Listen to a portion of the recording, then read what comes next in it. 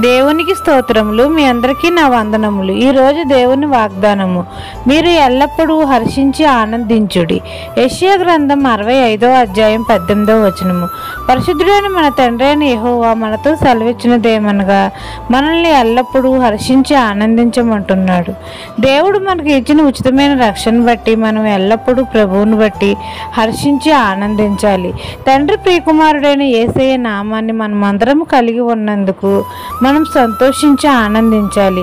ఏ అపాయం రాకుండా మనల్ని దివారాత్రులు కాపాడుటకు తన దూతలను కాపుదలుగా ఇచ్చినందుకు ప్రభువుని బట్టి మనము హర్షించి ఆనందించాలి. మనల్ని పరలోక రాజ్య వారసులుగా చేసినందుకు మన యేసయ్యను బట్టి మనం అందరము హర్షించి ఆనందించాలి.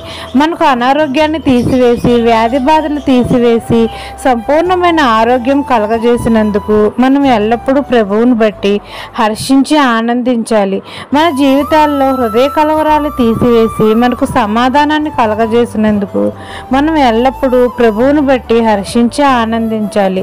తండ్రి మన జీవితంలో చేసే అనేకమైన మేలును బట్టి, ఆశ్చర్య కార్యములను బట్టి ప్రభువునందు ఎల్లప్పుడూ హర్షించి ఆనందించాలి.